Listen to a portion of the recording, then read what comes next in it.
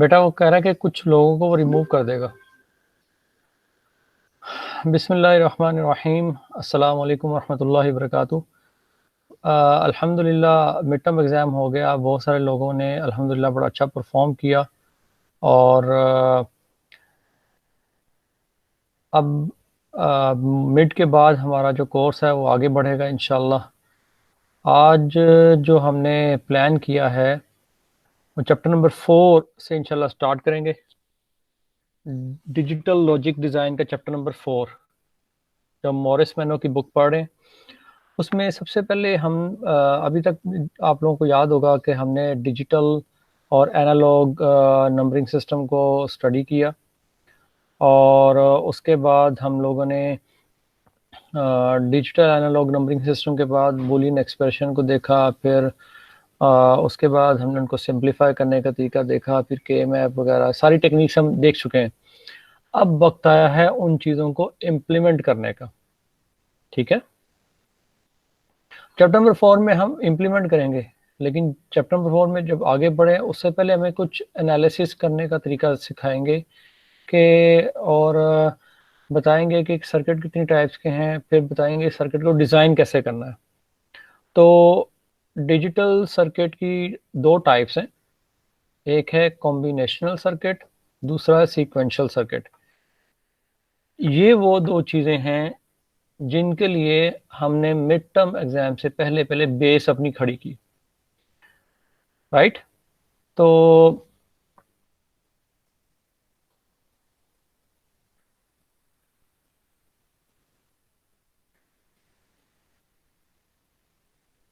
एक second please.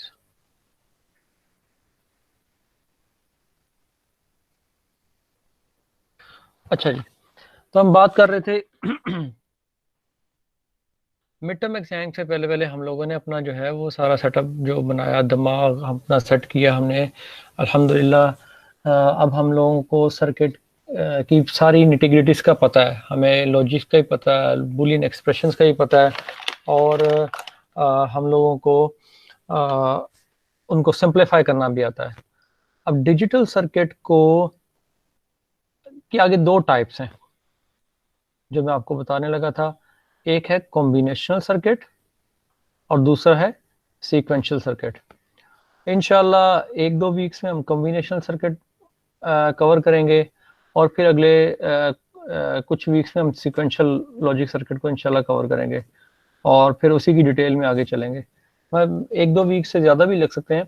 मतलब आगे जो हाफ ऑफ द पोर्शन जो होगा वो कॉम्बिनेशनल सर्किट्स का होगा और हाफ पोर्शन सीक्वेंशियल सर्किट का।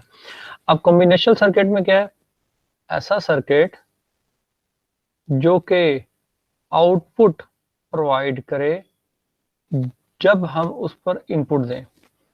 सिंपली कि output is function of only inputs.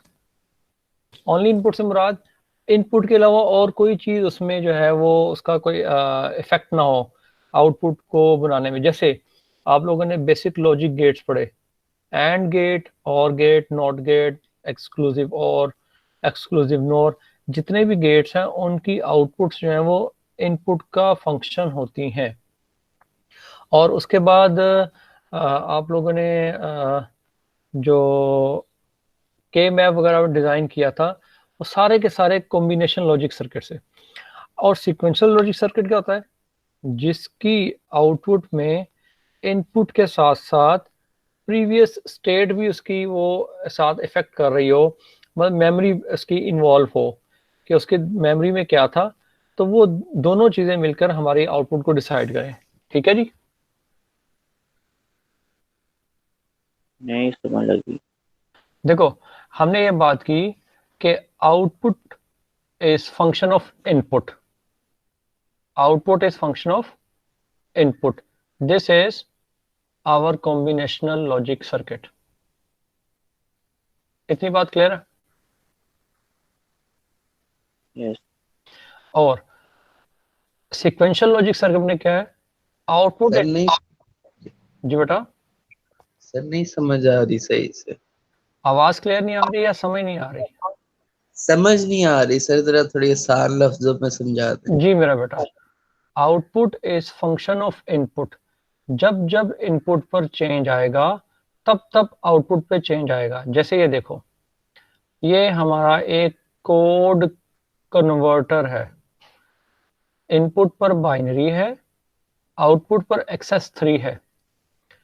जैसे ही इनपुट पर 000 आया, उसी वक्त आउटपुट पर 0011 आ गया।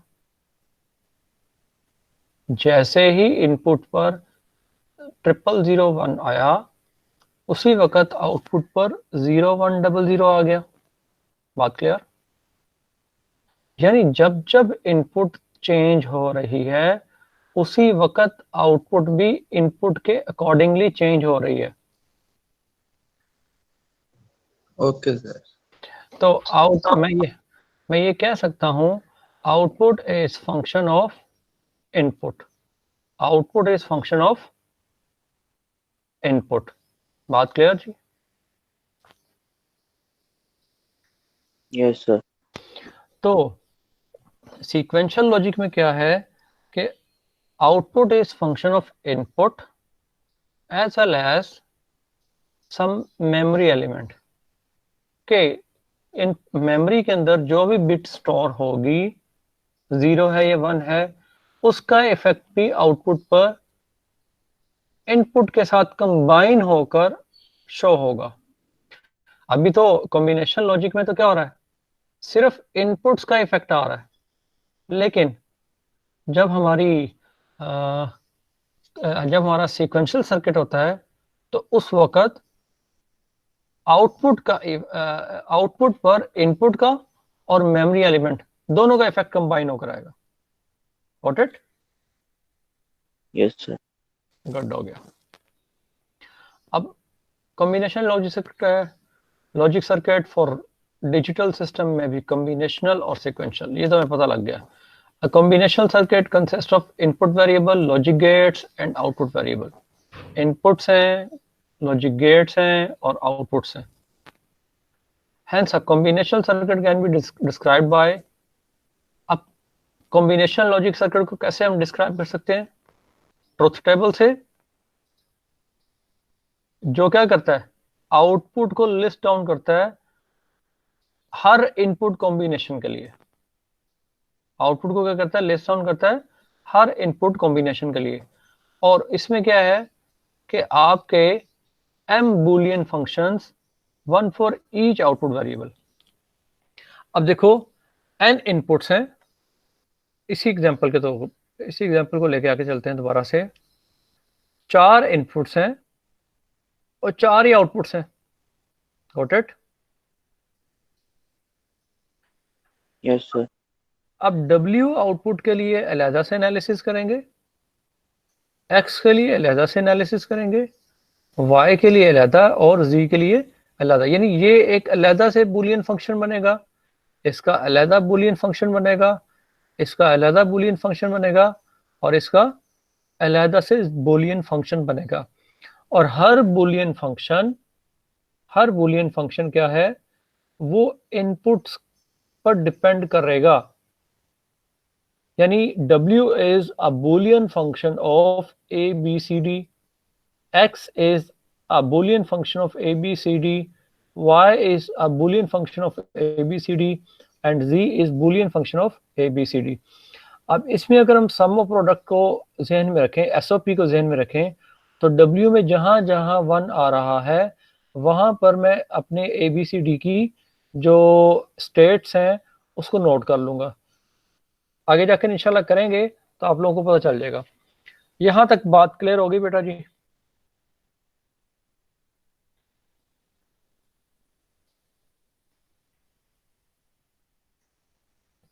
आप लोग यहीं पे हैं?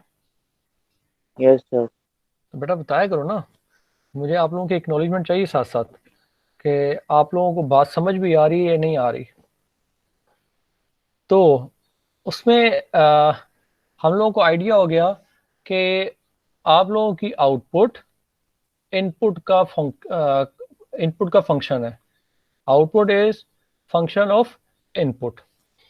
ओके, अब आगे जाकर, इससे पहले कि हम सर्किट नया डिजाइन करें, अब एक लॉजिक डायग्राम बनी हुई है, फाइनल प्रोडक्ट बनी हुई है। अब वो किस चीज की फाइनल प्रोडक्ट है, उससे हम लॉजिक एक्सप्रेशन कैसे निकाल सकते हैं, वो हम निकालना सीखेंगे।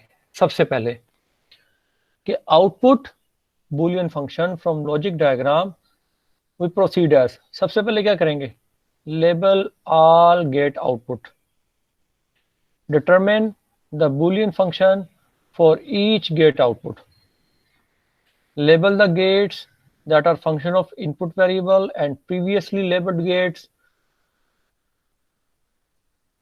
find the boolean function for these gate, repeat the process outlined in step 2 until the output of this circuit are obtained, and number 4, by repeated substitution of previously defined function obtained the output boolean function in terms of input variable।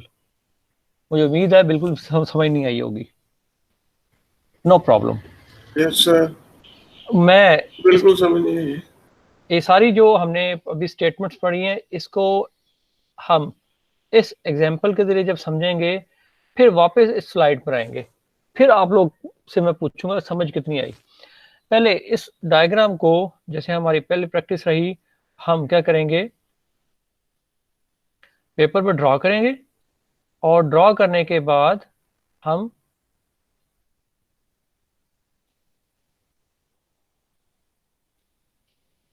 उसका खुद से analysis करेंगे।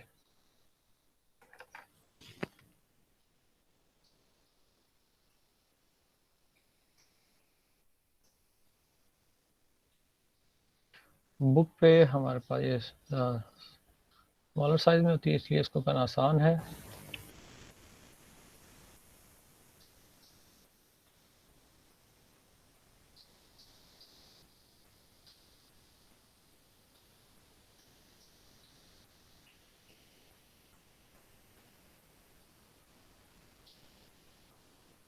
हम कोशिश करते हैं जल्दी से सर्किट बन जाए, उसके बाद उसका एनालिसिस शुरू करते हैं।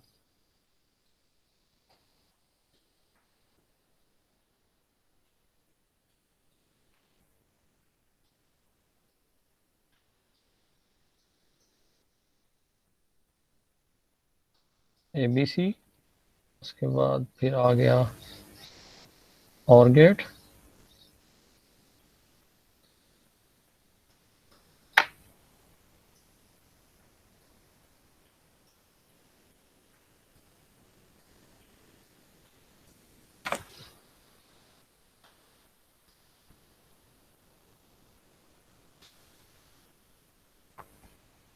उसके बाद जनाब आ गया आपका 3 अंदर एंड गेट,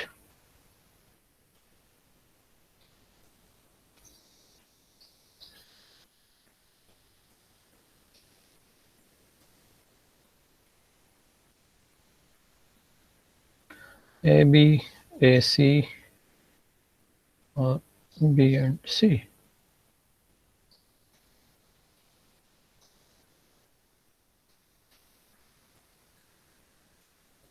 फंक्शन F1 आ गया।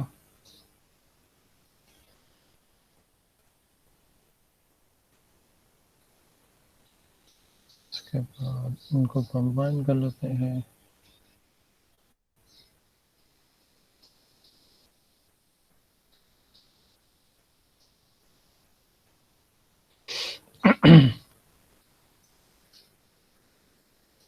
क्या हो गया 2,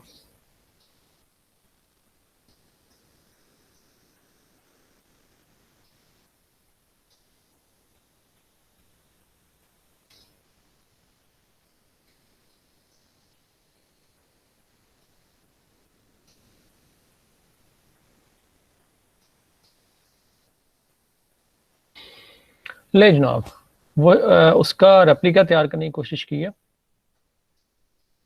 तो अब हम क्या करेंगे, हर गेट की आउटपुट को लेबल कर लिया। यहां पर उसने T3 तक लेबल किया, लेकिन आप लोगों को समझाने के लिए मैं T4, T5 और T6 को भी लेबल कर रहा हूं। ठीक है, अपनी मर्जी से मैंने टेम्परेरी कोई नेम दे दी। ठीक है, तो अब देखना ये है कि ए बी सी ये तीनों एंड हो रहे हैं T2 बनाने के लिए, राइट? Yes, sir.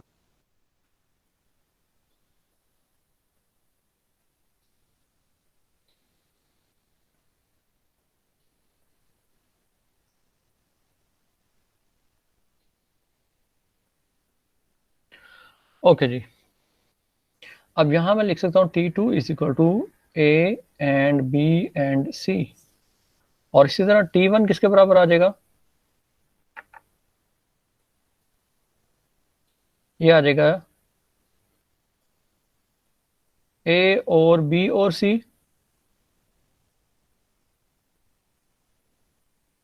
उसके बाद T4 किसके बराबर आएगा? ए एंड बी। T5 आ जाएगा बराबर ए एंड सी, और T6 आ जाएगा बी एंड सी।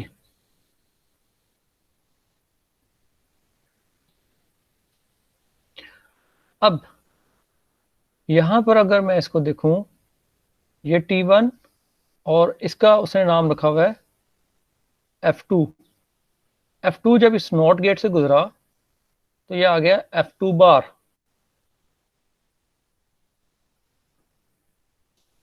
जब इस नॉट गेट से गुजरा है तो F2 क्या बन गया? F2 बार। ओके,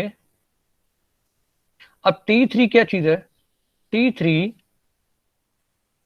F2 बार और T1 का एंड है। T3 is equal to T1 and F2 बार।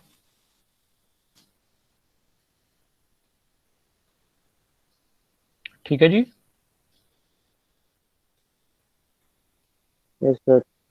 उसके उसके बाद यहाँ पे T2 आ गया, यहाँ पे T3 आ गया, तो F1 is function of T2 and T2 और T3, T2 और T3।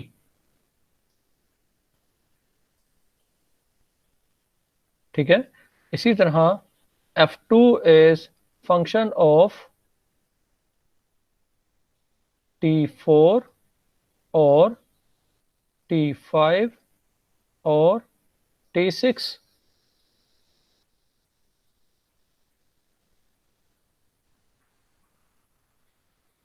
अब हमारे पास, अगर मैं उसी स्लाइड पर वापस जाऊं, label all gate outputs, determine the Boolean function for each gate output. अब गौर से देखें, अगर मैंने क्या किया, तमाम गेट आउटपुट को लेबल कर लिया, लेबल ऑल गेट आउटपुट्स। उसके बाद फिर क्या किया मैंने, अब हर एक का बूलियन एक्सप्रेशन लिख लिया। हर एक का क्या लिख लिया? बूलियन एक्सप्रेशन लिख लिया। अब बात है आगे इसको सॉल्व करने की।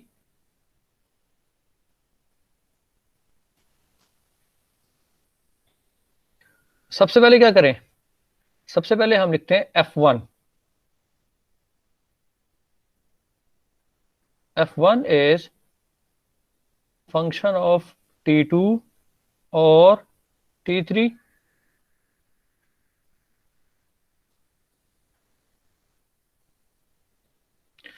अब T2 वो किस पे डिपेंडेंट है? वो डिपेंडेंट है ए बी एंड सी पर। T2 की वैल्यू पुट कर सकते हैं हम यहां पर, ए एंड बी एंड सी।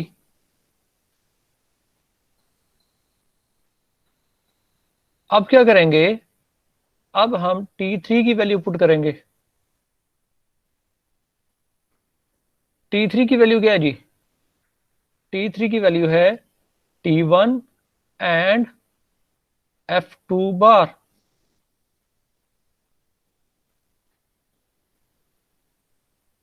ठीक हो गया। अब T1 की वैल्यू क्या है?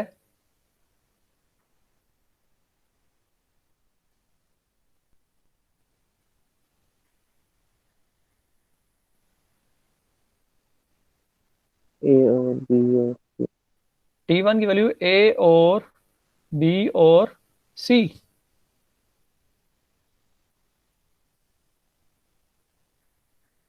ठीक है, अब F2 बार की वैल्यू क्या है? अब F2 की वैल्यू हमने ऊपर यहाँ पर लिखी हुई है कि ये इन तीनों का और है।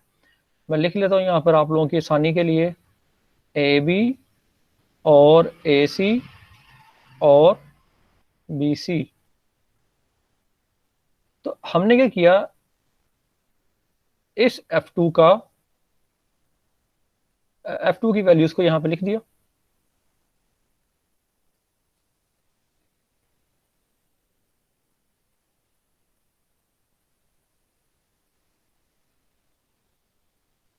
अच्छा जी, अब ये F2 की वैल्यूज है, हमें F2 कॉम्प्लीमेंट चाहिए, तो ये ऊपर कॉम्प्लीमेंट आ गया।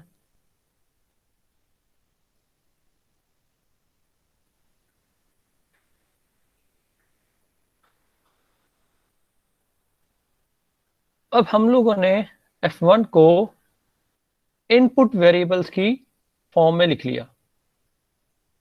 F1 जो हमारा फाइनल फंक्शन था F1, उसको हमने क्या लिखा, इनपुट वेरिएबल्स की फॉर्म में लिख लिया। अब आगे जाकर सिंपली क्या करना है, हमें जस्ट यहाँ पर प्रॉपर्टीज लगानी है, और प्रॉपर्टीज लगाकर इसको हमने क्या करना है, जस्ट ओपन करना है।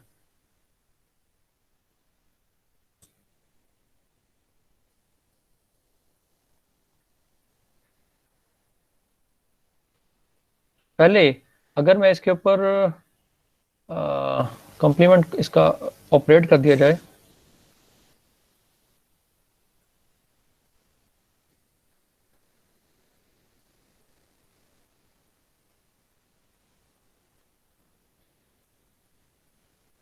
हम अपने तरीके से करते हैं। ओके,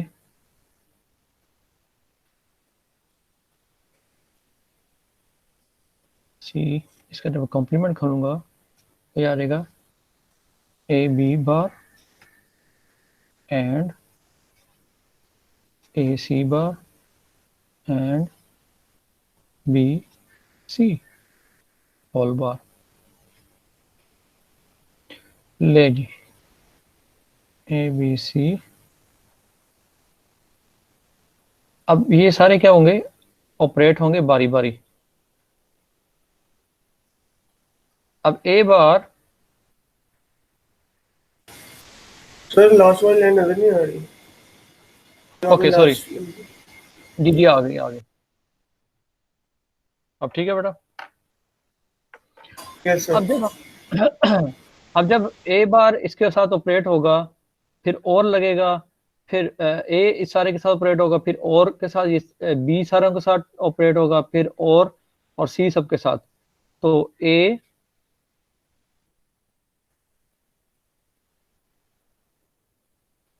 लाइक दिस, और बी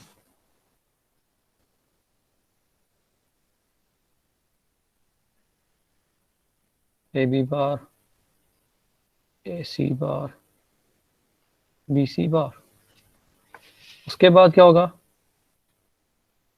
फिर सी ऑपरेट होगा, A B bar A C bar B C bar. Right, हमने क्या किया है, हमने डिस्ट्रीब्यूटिव प्रॉपर्टी यहां पर इंप्लीमेंट कर दी, और तमाम जो वेरिएबल्स थे वो डिस्ट्रीब्यूट हो गए, और साथ में उनका ऑपरेटर भी, distributive property of over and लग गई। ठीक है जी। तो यहां पर क्या हुआ, अब इनको ऑपरेट कर लेते हैं।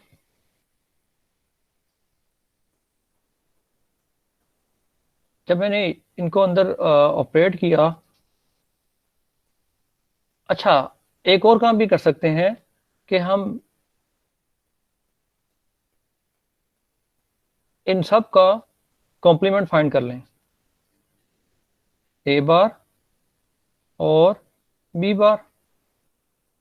ठीक है जी, एंड ए बार और सी बार, फिर क्या होगा?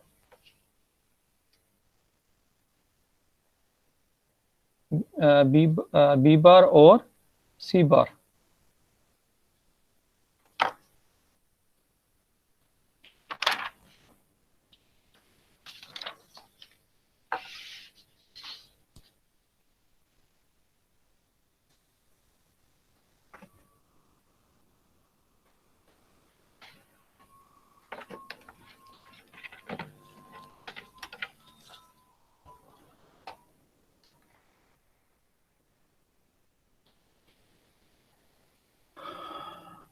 ओके,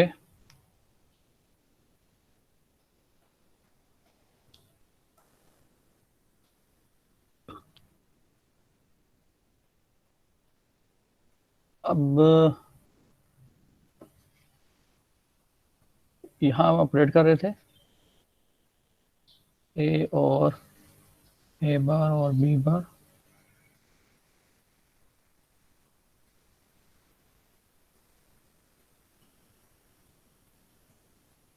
सर हमने इनको और में लिखा, इनकी आउटपुट नहीं चेंज होगी।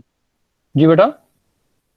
सर एंड में थे ना ए एंड बी बार, तो हमने और में लिखा, इनकी आउटपुट नहीं चेंज होगी। तो वही मैंने किया ना, देखो A and B whole bar था, वो आ गया ए बार और बी बार। बात क्लियर हुई ये बात? हमारा सर मेन इससे हमको आउटपुट चेंज हो जाती है। नहीं, देखो हम लोग कर क्या रहे हैं, हम यहाँ पर इन सब का जब कॉम्प्लीमेंट फाइंड किया था, ए बी और ए सी और बी सी, अब जब मैंने इसका कॉम्प्लीमेंट फाइंड किया तो ये क्या बन गया, इन सब का होल कॉम्प्लीमेंट आ गया। और डिमॉर्गन लॉ के तहत जब होल कॉम्प्लीमेंट आ जाता है तो हम उस कॉम्प्लीमेंट को इंडिविजुअल लिटरल के ऊपर लगा सकते हैं। यानी ये जो मैंने काम किया था, अगर आपको याद हो तो,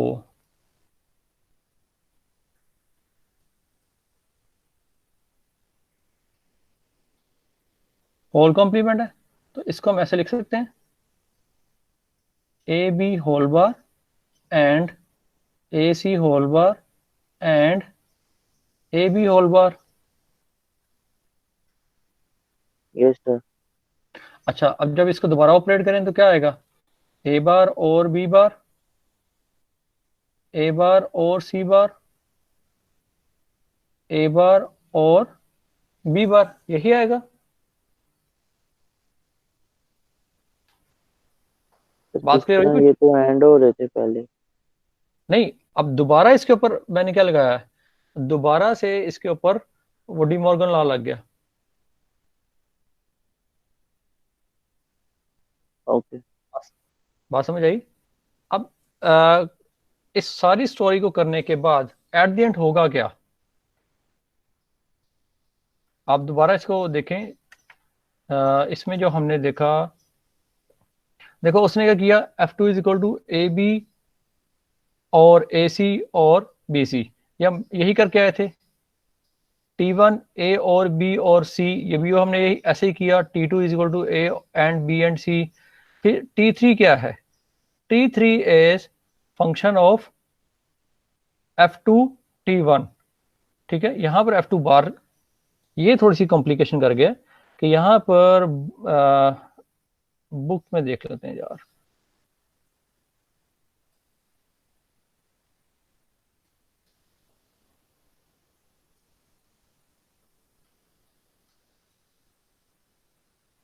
हाँ यस, तो T3 क्या है, F2 बार T1, और F1 क्या है, T3 और T3, T3 और T2।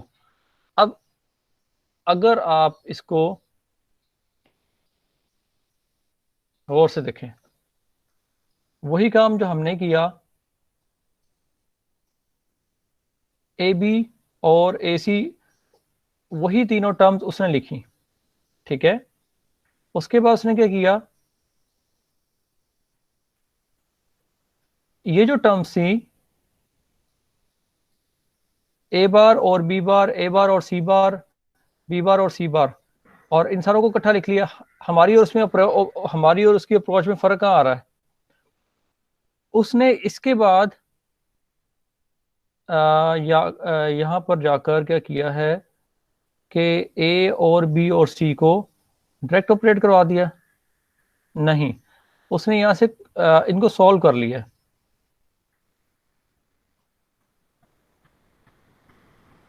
इसको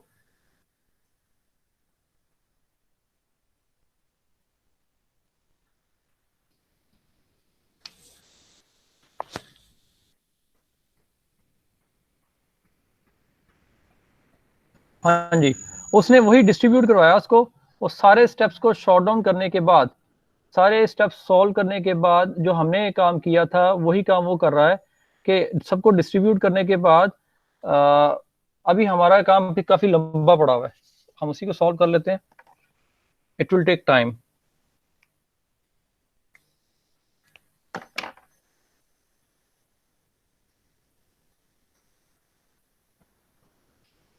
ओके,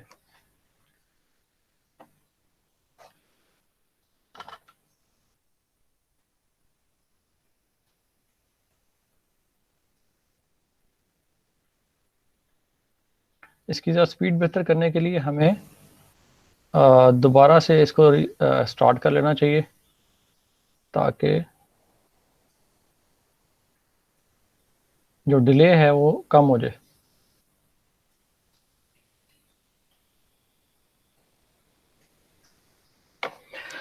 अच्छा जी, अब हम क्या करते हैं, हम यहीं पे थे।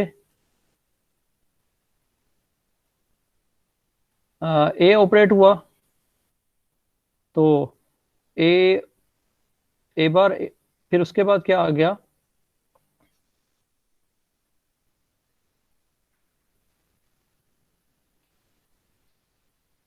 राइट। उसके बाद हमने क्या किया, बी को ए बार और बी बार। हमारी गलती ये हुई कि हमने इसको बाद में ऊपर डिमार्जिनल बाद में लगाया है, लेकिन कोई बात नहीं। ए bar B bar and A bar और C bar and B bar और सी बार। उसके बाद फिर क्या हो जाएगा जी, और सी ए बार और बी बार। फिर क्या आ जाएगा,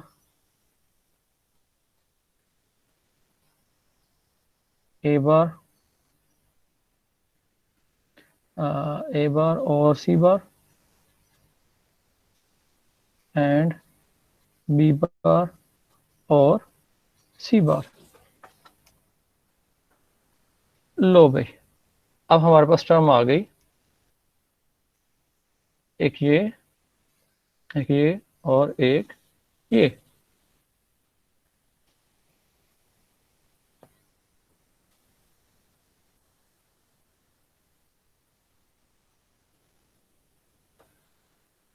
ले जनाब, ये चीज़ हमारे पास आ गई। अब हमने क्या करना है, इसको अंदर ऑपरेट करवा लेते हैं। ये आ जाएगा ए बार और ए बी बार, ठीक है। अच्छा, सवाल ये पैदा होता है, क्या ये सबके साथ एंड होगा? मेरा ख्याल है कि सिर्फ ए के साथ ही कर लेते हैं इसको, क्योंकि एक ही टर्म के तौर पर ट्रीट हो रहा है, ठीक है। तो ये आ जाएगा बाकी as it is, A bar और सी बार, बी बार और सी बार। यहां तक मैंने ये इस स्टेप को यहां तक लिख लिया,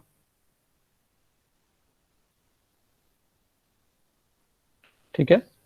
उसके बाद बी बार अंदर ऑपरेट होगा, ए बार बी और बी बार। फिर क्या आ जाएगा, ए बार और सी बार, बी बार और सी बार। ये दूसरा वाला हो गया। और तीसरी चीज जो है वो क्या आ जाएगी, ए बार सी और बी बार सी। फिर क्या आएगा जी, ए बार और सी बार, फिर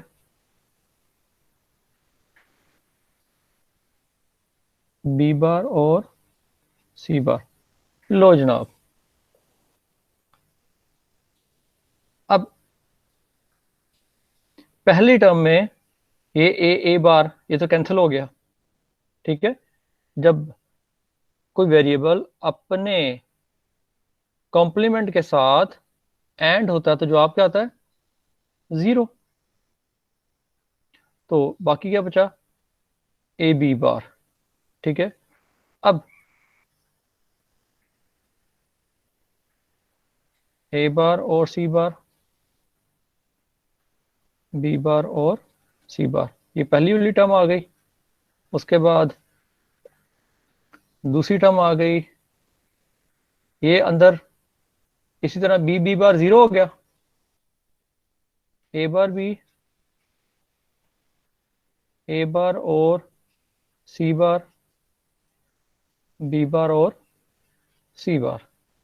सर बात क्लियर। और ये तीसरी टर्म आ गई अब,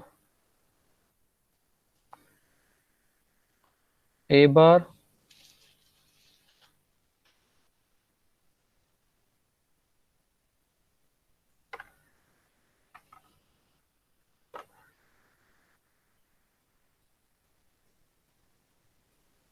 अच्छा जी, अब तीसरी टर्म आ गई, ए बार सी और बी बार सी, ओके। अच्छा, तीसरी तीसरी टर्म ने यहाँ पे ऑपरेटिंग रही।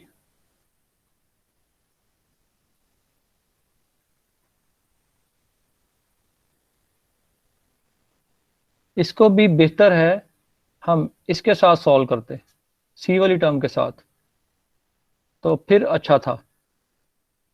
तो I think it's a better idea कि इसको भी हम यहाँ पे कर लें कि सी बी बार और सी बार सी।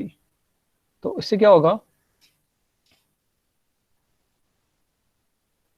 ये आ जाएगा जी, ए बार और बी बार, ए बार और सी बार, और सी बी बार, और सी बार सी खत्म हो जाएगा। सर बात क्लियर हो गई।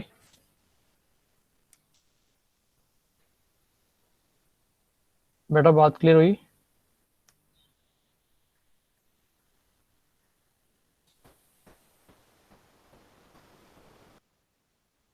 ओके, अच्छा जी, अब हमने क्या किया, ये A B C as it is आ गया। अब इस टर्म में ये वेरिएबल जो ए बी बार है वो इस पर ऑपरेट होगा, कैसे, ए बी बार, ए बार, यस, फिर क्या आ जाएगा, A B bar C bar, B bar और सी बार। ये जो सारी टर्म थी ये यहाँ आ गई। उसके बाद क्या करना है, A bar, B bar, A B operate हो रहा है किसके साथ, पहले इसके साथ कर लेते हैं ताकि सिंप्लीफिकेशन हो जाए। और फिर क्या आ जाएगा, ए बार बी सी बार, और ए बार और सी बार। ले जनाब, ये एज इट इज इसमें कन्वर्ट हो गई।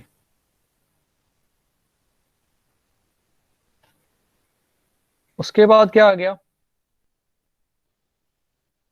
ये तीसरी टर्म की बारी, ए बार और बी बार।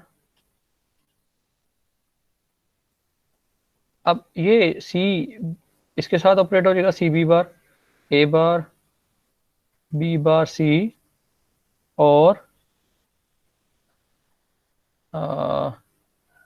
बी बार सी सी बार।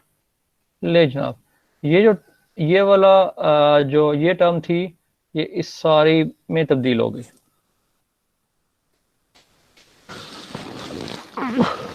अब करते हैं आगे इसको।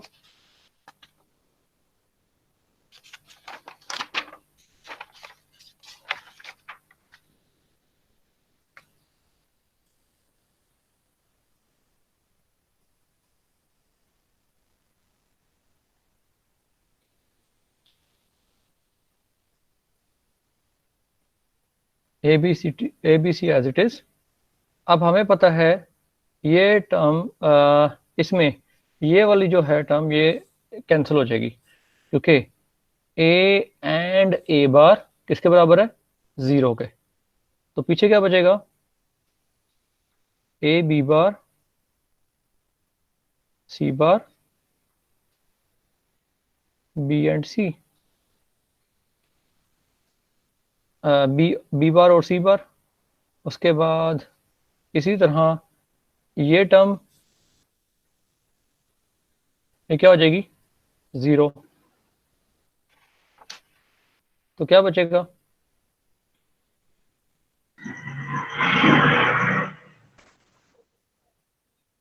ए बार बी सी बार और फिर क्या आ जाएगा जी, ए बार और सी बार। और फिर क्या आएगा, ए बार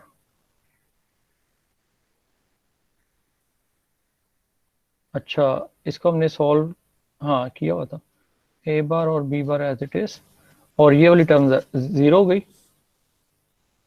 और यहाँ आ जाएगा जी ए बार बी बार सी। अब हमने क्या किया, हमने इन तीनों टर्म्स को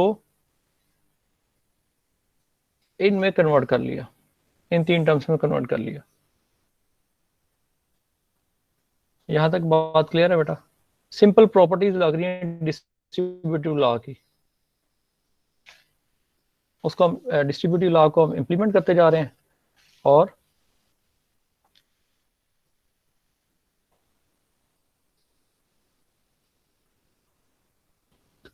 ले भाई आपके सामने आ गई। अब क्या करेंगे, अब इस ए बी बार सी बार को इस पर डिस्ट्रीब्यूट करेंगे। बात क्लियर? ये आ जाएगा ए बी सी और ए बी बार सी बार फिर बी बार, फिर क्या आएगा, ए बी बार सी बार और सी बार। और फिर क्या आ जाएगा जी, यानी एंड, ये पहला वाला पहली टर्म हो गई, सॉरी ये वाली, ये तो ये अलग से एक्सप्रेशन हमारा। फिर क्या आया, ए बार बी सी बार फिर ए बार आ गया, और क्या आएगा जी, ए बार बी सी बार और फिर क्या उसके साथ क्या आ जाएगा जी, सी बार। अब तीसरी भी यहीं पे लिख लेते हैं इसको,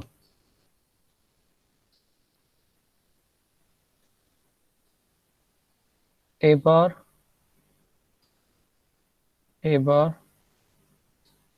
बी बार सी और फिर क्या आ जाएगा जी, ए बार बी बार सी। अब देख रहे हैं जस्ट रेपिटेशन हो रही है, ठीक है। अब इसमें अब किस तरह इसको सिंप्लीफाई कर सकते हैं,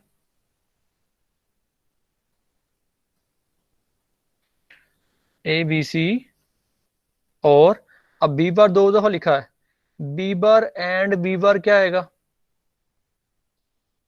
बी बार ही आएगा।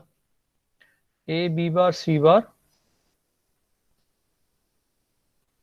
ए बी कॉम्प्लीमेंट और C complement, C complement and C complement क्या आ जाएगा, सी कॉम्प्लीमेंट ही आएगा। उसके बाद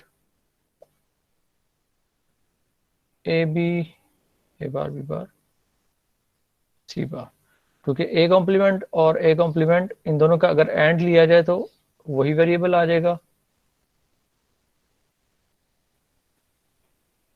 इसी तरह ए बार बी सी बार, और फिर आखिर में ए बार बी बार सी, और फिर ए बार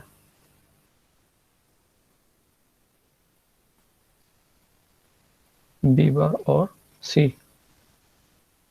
ठीक हो गया जी। अब अगर आप देखें इस सारे एक्सप्रेशन में, तो कुछ ऐसी टर्म्स हैं जो डुप्लीकेट हो रही हैं, एग्जैक्ट डुप्लीकेट हो रही हैं।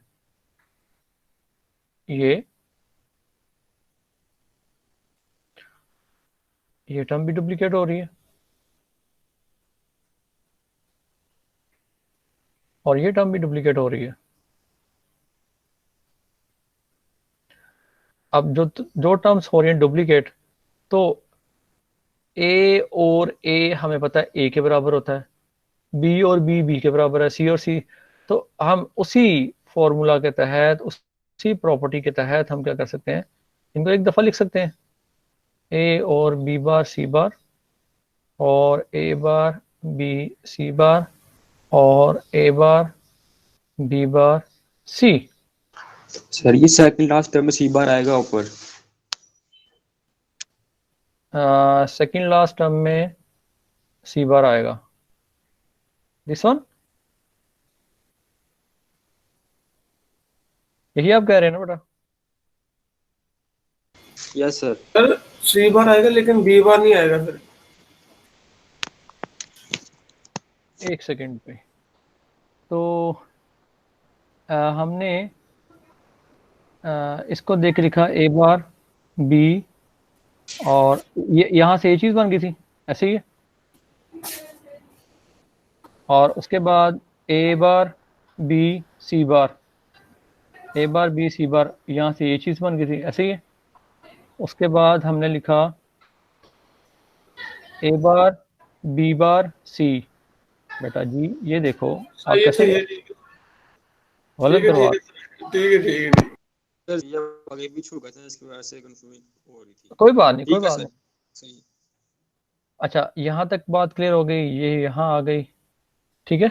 मैंने एरो लगा दी ताकि आप लोग अब क्लियर रहें। तो अब हमने क्या किया, ए बार ये एज इट इज आ गया, ए बी बार सी बार, और जो हमने इस टर्म को, इस पूरे ग्रुप को ऐसे लिख लिया, ठीक है, और इस पूरे ग्रुप को ऐसे लिख लिया। अब देखते हैं कि क्या जो हमने सॉल्व किया था, यहाँ पे तो कुछ नज़र ही नहीं आ रहा, बुक में देखते हैं, देखें गौर से। अगर यहाँ मैं अपनी वो स्लाइड भी खोल लेता हूँ,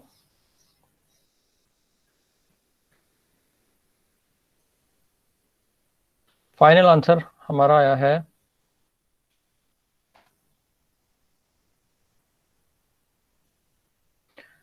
उसके मुताबिक मैं कैलकुलेट कर रहा हूँ। लेफ्ट साइड पे है A bar B C bar, A bar B, A bar B C बार, लो जी एक टर्म आ गई, ठीक है। दूसरी है A bar B bar C, A bar B bar सी, दूसरी टर्म भी आ गई। तीसरी है A B bar C bar, A B bar C बार, ये भी आ गई। और चौथी टर्म है जी ए बी सी। यानी उसने जो दो स्टेप में करके दिखाया, हम लोगों को करने में कितने लगे, 3 पेजेस लग गए। समराइज कर देता हूं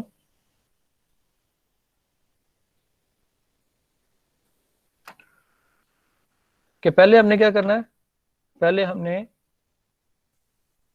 गेट को हमने नेम असाइन कर दिए, ठीक है, और हर आउटपुट का कोई एक नाम रख लिया, T2, T1, T3, T4, T5, T6, ठीक है। अब उन नेमिंग करने के बाद अगला काम मैंने क्या किया, फिर उनसे अगली आउटपुट्स का भी नाम रख लिया। यहाँ हमने कह दिया ये फाइनल आउटपुट 1 है, ये फाइनल आउटपुट 2 है, F1 और F2, फंक्शन 1, फंक्शन 2। अब अगर देखा जाए तो F1 वो F2 बार और T1 का एंड कॉम्बिनेशन है, ठीक है, F2 बार और T1 का एंड कॉम्बिनेशन है, और उसको और कर रहे हैं किसके साथ, T2 के साथ। तो हमने क्या दिया जी, F1 is equal to T2 और T3, पहले यहां पे आए और फिर हमने उसी चीज को बेस बनाकर अपना स्टार्ट लिया, F1 is equal to T2 और T3, ठीक है। अब उसके बाद हमने क्या किया, T2 की वैल्यू पुट की, T3 की वैल्यू पुट की, T3 के अंदर फर्दर देखा कि T1 also dependent on basic inputs, जो कि ऑलरेडी क्या है, A B and C, A B और सी, ए और बी और सी। अच्छा, जब हमने ये काम कर लिया, T1 की वैल्यू पुट कर दी, फिर हम देखा F2 भी इनपुट्स पे डिपेंडेंट है। F2 किस पर डिपेंडेंट है जी, F2 है T3, T4, T5, T6 पर, ठीक है। F2 वाज T4 और T5 और T6, ठीक है जी। अब उनकी वैल्यूज पुट की, करने के बाद हमने सिंपल क्या लगाई, प्रॉपर्टीज लगानी शुरू की, डिस्ट्रीब्यूटिव प्रॉपर्टी। पहले पेज नंबर 1 पे हमने काम किया डिस्ट्रीब्यूटिव प्रॉपर्टीज लगाकर, फिर उसी डिस्ट्रीब्यूटिव प्रॉपर्टी का काम हम आगे लेके चले,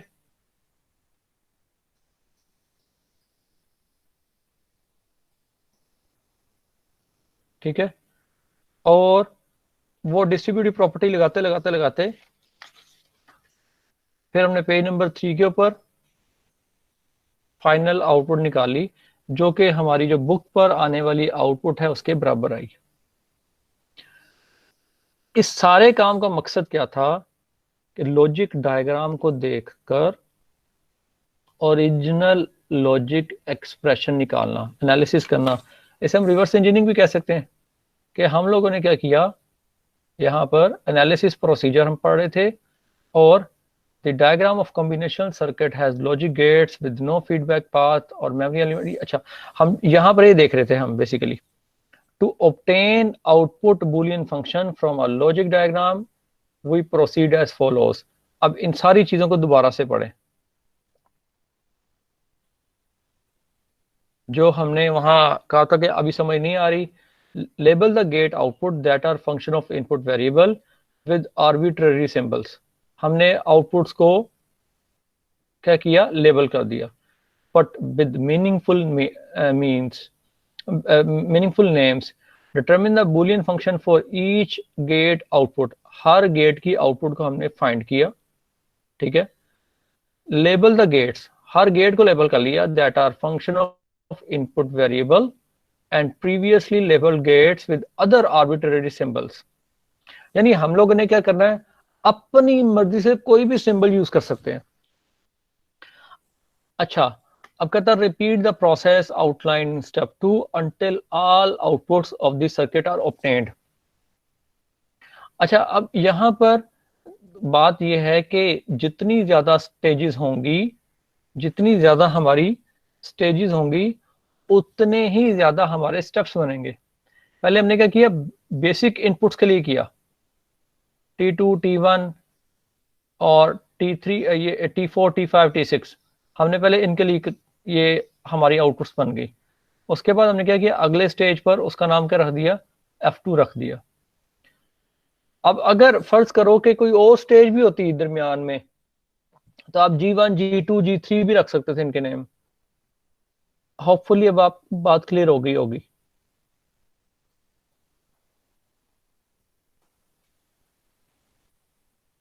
बेटा आप लोग इधर ही हैं, बिल्कुल खामोश हैं।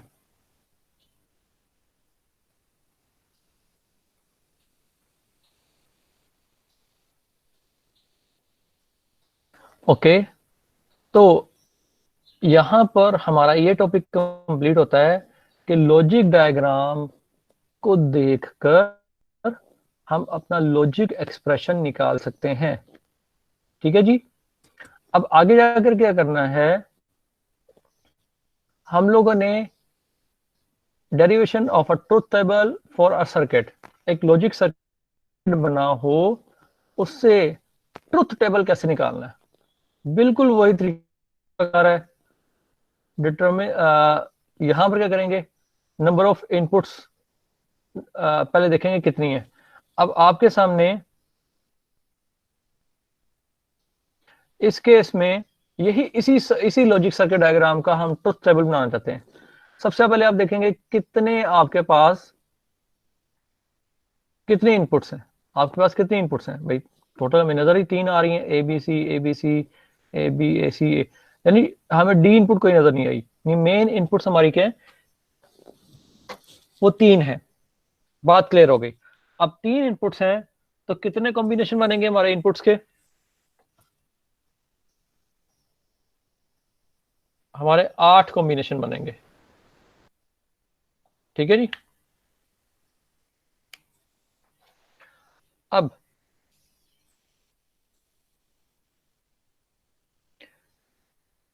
ये थोड़ा सा कंपैरेटिवली इससे ज्यादा आसान है।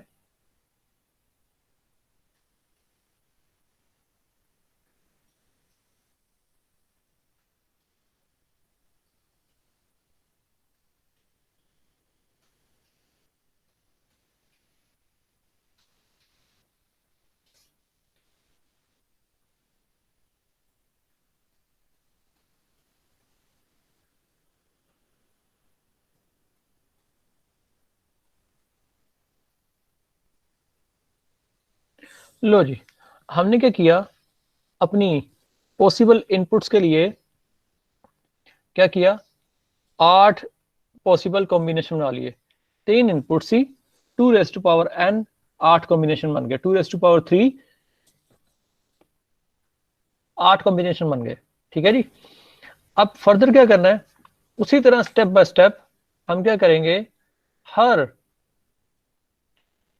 हर इनपुट के लिए सॉरी हर आउटपुट के लिए इसकी लॉजिक बनाते रहेंगे। अब T2 के लिए पहले T1 के लिए बना लें। T1 के लिए क्या है, ए बी और सी का और हो रहा है। ठीक है जी। T1 के लिए ए बी और सी का क्या हो रहा है, और हो रहा है। If N input is 1, output is 1। और गेट में यही होता है ना जी।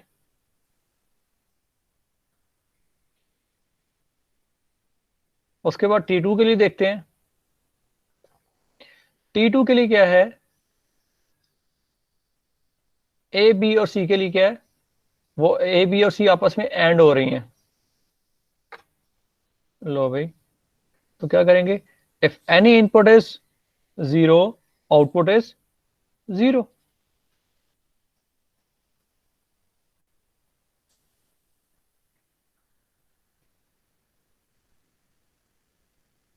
बात क्लियर। अब आते हैं T3 पर। T3 चूंकि डिपेंडेंट है ऑलरेडी F2 पर, इसलिए पहले मैं क्या करूंगा, मैंने यहां पर अपनी मर्जी से नाम असाइन किए हुए हैं। इसको नाम मैं क्या दे देता हूं, T,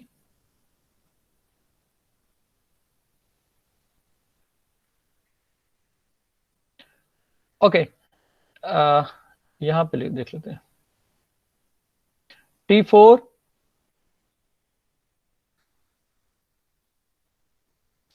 T4 क्या हो रहा है, ए एंड बी,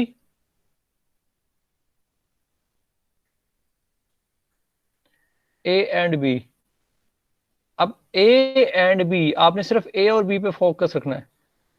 0 0 0 0 0 0 0 1 0 0 0 0 0 1 1। आखिरी दो जगह पर क्या आ गया, 1 आ गया T4 के लिए।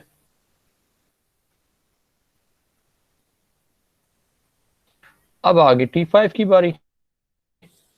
T5 क्या है, A and C, A and C। तो पहले चार तो जीरो ही रहेंगे क्योंकि A 0 है, और अगले चार में A की वैल्यू 1 है और C की वैल्यू 0 1 0 1, क्योंकि A एंड C 1 0 0 1 1 1 1 0 0 1 1 1, जो C की value as it is output पे आ गई। और आगे आ गया T6। अब T6 में क्या आ गया, B and C, B and C। तो उसमें 0 0, फिर क्या आएगा 0 1 0 0 और 0 1। ले जनाब, आपके पास T4 T5 और T6 की वैल्यूज भी आ गई। अब अगला काम क्या है, T2 की वैल्यू पता है, वो हमें बाद में होगी। हमें सबसे पहले अब T3 की वैल्यू चाहिए। अब T3 की वैल्यू क्या है, वो इन तीन T4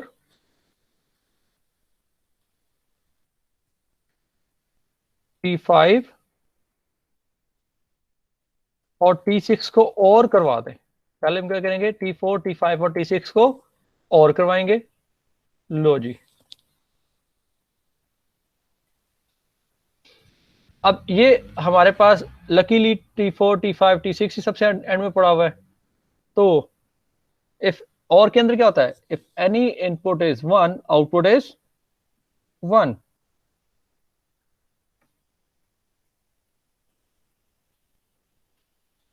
ले जनाब, ये आपका आ गया F2। अब आगे हमें क्या चाहिए, F2 बार। जब F2 बार लेनी होगी तो क्या होगा, 0 1 हो जाएगा और 1 0।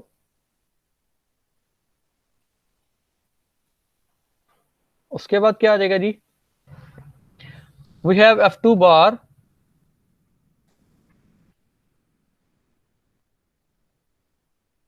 F2 बार T1 के साथ अगर एंड हो जाए तो क्या बनेगा, T3। F2 बार आपके पास है, T1 है, इन दोनों की एंडिंग करवानी है और आउटपुट क्या मिल जाएगा, T3। अब आप लोगों ने बस और ये करना है कि प्रॉपर कॉलम को सिलेक्ट करना है। T1 0 है, F2 बार 1 है। If any input is 0 output is 0, क्योंकि क्या हो रहा है, and F2 bar and T1। ले जी, 0 1 1 0 1 0 0 0, ये आपका T3 आ गया। अब T3 के बाद T2 और T3 को आपस में क्या करवाना है, और करवाना है। तो क्या बन जाएगा मेरे पास, F1। F1 के लिए T3 को और T2 को आपस में क्या करवाना है, और करवाना है। अब T2 सिर्फ, अगर गौर से देखें, T2 सिर्फ एक ही जगह पर 1 हुआ है। T2 सिर्फ एक ही जगह पर 1 हुआ है, वह ये वाली प्लेस। तो उसको तो मैं, ये आपस में हमने एंड करवाना है और करवाना है, और करवाना है। तो T2 का 1 इधर आ गया। अब T3 में जहां जहां 1 है वहां वहां आउटपुट पे 1 आता रहेगा। ले जनाब, ये आपका F1 फंक्शन क्लियर हो गया। अब आप लोगों ने किसी भी लॉजिक डायग्राम को देखकर लॉजिक एक्सप्रेशन बनाना भी सीख लिया और उसका ट्रुथ टेबल बनाना भी सीख लिया। क्या ये ट्रुथ टेबल इससे ऊपर बने हुए लॉजिक एक्सप्रेशन को के बराबर है, को रिप्रेजेंट कर रहा है, उसकी अक्कासी कर रहा है या नहीं कर रहा। अब अगर गौर से देखें तो ये टर्म है M0, सॉरी M1। M1 क्या होती है? A bar B bar C, और ये क्या होगी? A बार B C बार, और ये क्या होगी? 1 0 0 A B बार C बार, और ये कौन सी होगी? A B C। हमें एक पता लग गया कि वे 4 जगह पर आउटपुट 1 हुई है। और अगर गौर से देखें A B C भी मौजूद है, इधर A B बार C बार भी मौजूद है, A बार B C बार भी मौजूद है, और A bar B bar C भी मौजूद है। तो इसका मतलब हमारा ये करेक्ट हो गया। हम लोगों ने आज के दिन, आज के लेक्चर में क्या देखा कि किसी भी लॉजिक डायग्राम को देखकर हम अपना लॉजिक एक्सप्रेशन कैसे निकाल सकते हैं, या किसी भी लॉजिक डायग्राम को देखकर हम अपना ट्रुथ टेबल कैसे बना सकते हैं। होपफुली आप लोगों को बात समझ आ गई होगी।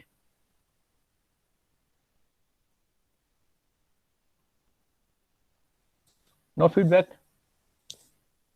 यस सर, आ गई। ओके, तो उसमें अब अगला हमारा, आप लोग थोड़ा सा बुक को खोल के बुक रीडिंग भी कीजिएगा।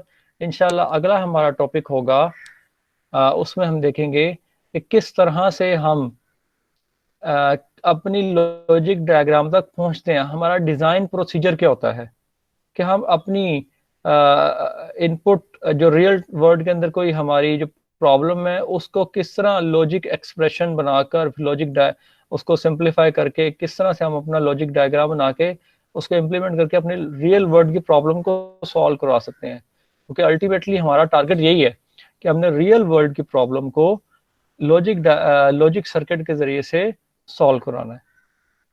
तो आप लोग अगला टॉपिक उम्मीद है पढ़ के आएंगे, और ये बुक का जो चैप्टर नंबर 4 पढ़ रहे हैं हम, और चैप्टर नंबर 4 के अंदर भी page number 1 2 yes it is 1 to 9, page number 1 to 9 पे है डिज़ाइन प्रोसीजर।